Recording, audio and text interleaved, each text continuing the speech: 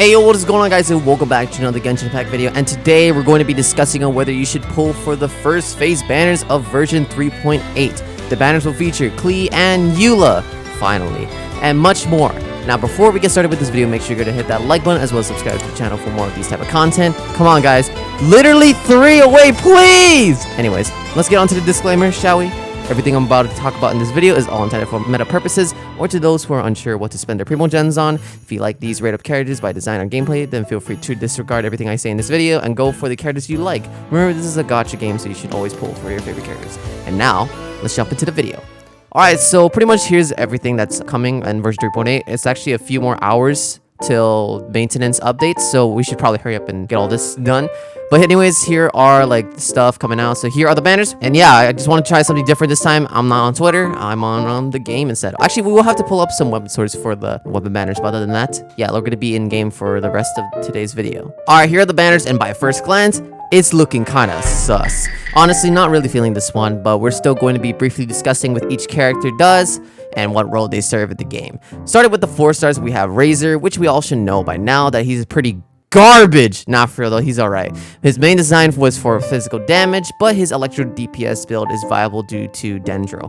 I would argue it's even better than his physical damage, but he is on this banner for a reason. Like how they usually feature other 4-star characters, basically the 4-star versions of the 5-star rate ups, so almost like a cope version of, hey, if you lose to 50-50 for Eula, at least you have a better chance of getting Razor. Yeah, anyways, nothing's changed much about him. Up next, we got Mika, which is his first rerun. Now that I think about it, it makes sense why they took a while to rerun Eula, so they could feature both of them together. Mika was like 2 patches ago, so he's still quite relatively new.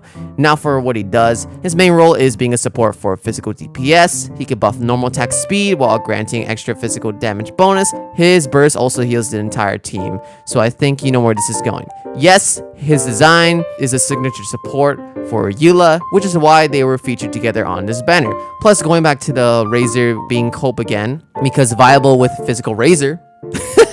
Overall, he's fine, but you do kind of need constellations to make him good, especially for supporting physical damage, which is already underwhelming enough.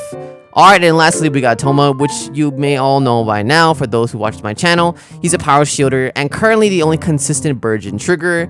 I don't have too much to say about him. He's just got another great build for him that makes him quite usable, and he's the best at it right now. I would say Thoma is solid, especially with the more constellations you get. He'll be a great character to have in your account. But obviously, this doesn't mean you should just summon for Thoma because he's definitely not worth losing your 50-50 on. Alright, so those are the 4 stars. Now let's move on to the 5 stars. So we got Eula. She's a physical damage dealer and nuker. The whole idea is that her burst is where a majority of her damage comes from.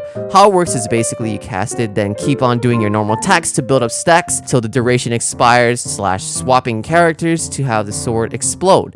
Now, it's a powerful burst, arguably one of the strongest nukes in the game. But of course, it comes with some drawbacks. It's the high energy cost and the timing of using the burst. I will elaborate more on her gameplay details with her upcoming post-guide video, so stay tuned. For now, Eula is the current strongest physical DPS and arguably one of the strongest DPSs in general due to her powerful nuke. Alrighty, up next is Klee. She was the first batch of characters to release in this game. Pretty much her builds haven't really changed much. She's a power DPS, but in my opinion, she's unfortunately outdated. There are just a lot of stronger options that you could use. But one of her constellations, I just forgot which one, does make her a great debuffer because she has defense reduction to her elemental skill, I believe, which is still quite good in this game. Overall, Klee is alright, and only reason to be pulling for her is that you just like her. And those were the character banners. Now let's move on to the weapon banners. Okay, like usual, let's start off with the 4 stars first, then the 5 stars. Okay, so we got Pain Slasher, which has gotten another user. Kave is a viable user for it. Other than that, nothing much has changed about it. It's pretty decent. Then we got the I Wanna Die of Perception, aka the OG Purple Donut. Honestly, I'm still surprised they're even running this weapon on weapon banners. It's just terrible. Up next, we have Favonious Lance, which you all should know by now. Insane weapon, and of course works very well with the upcoming re-up characters, Thoma and Mika, so one of the best 4 stars in the game. Then we have the Alley Flash, which is basically a high base attack stat stick. Sure, it has an EM, but due to the overall overly high base attack, the EM substat is a lot lower for overall balance. I can still only think of the one user that could really want this, which is Bennett. In my opinion, his best 4-star, but obviously not worth the pull for on this weapon banner. Other than that, it's an alright weapon for anyone. And finally, we have the Alley Hunter, which is a solid weapon. Not the best, but not the worst. It's a great passive to build up more damage off-field, to then come back and deal more damage. Someone like Fischl is a great user for this. Overall, it's a solid weapon. And those are the 4 stars. Now let's move on to the 5 stars.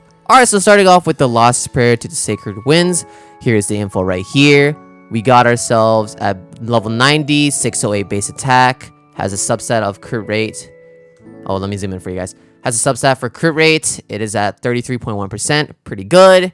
And for the passive, Boundless Blessing increases movement speed by 10%. When in battle, gain an 8% elemental damage bonus every 4 seconds, max 4 stacks, lasts until the character falls or leaves combat. So basically, you get movement speed and elemental damage bonus increase. So this is still one of the best catalysts to use in the game. On top of that, you get crit rate substat.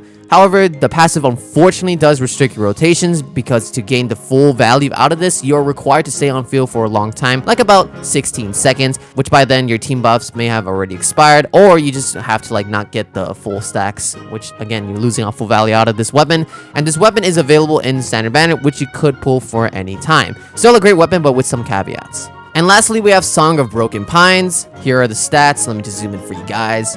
Here we go. So base attack is at 741. Wow, that is very high. I forgot about this Claymore having that much base attack. And the physical damage bonus is 20%, which is still good. Yeah, 20% is still pretty good for the substat. Alright, so here's the passive. A part of the Millennium movement that wanders amidst the winds, increase attack by 16%. And when a normal charge hits opponents, the character gains a sigil of Whispers. This can be triggered once every 0.3 seconds. When you possess 4 sigils of Whispers, all of them will be consumed, and all nearby party members will obtain the Millennium movement Banner Hymn effect for 12 seconds. The Millennium movement Banner Hymn increases normal attack speed by 12% and increases attack by another 20%. Once this effect is triggered, you will not gain another of Sigil Whispers for 20 seconds. Of the many effects of the Millennium movement, buffs of the same types will not stack. So easily still the highest base attack on the Claymore in the game. Basically, for the passive, you receive normal attack speed and more attack buffs after triggering the passive. Obviously, this is Eula's signature, which is the perfect passive for her, because all she really needs is attack speed and more attack percent. Since this weapon also gives team buffs, it kind of adds some value, even though it has physical damage for the substat. But still, it's an overall team DPS increase due to its passive. A lot of whales would use this sometimes to stack up external attack buffs or even normal attack speed for their characters. Other than that, it's a strong Claymore with some great benefits. So those are the banners we just broke down. Now for my overall thoughts on these banners, and of course, are they worth to pull for? Well, what do you think? No, this is terrible. These banners are weird. The character banners really are just made for Eula, which I'm not complaining. But for Klee Wanderers, it's kind of a lot of wasted rate up characters to receive. I mean, okay, I guess besides Thoma, but these two, no synergy with Klee.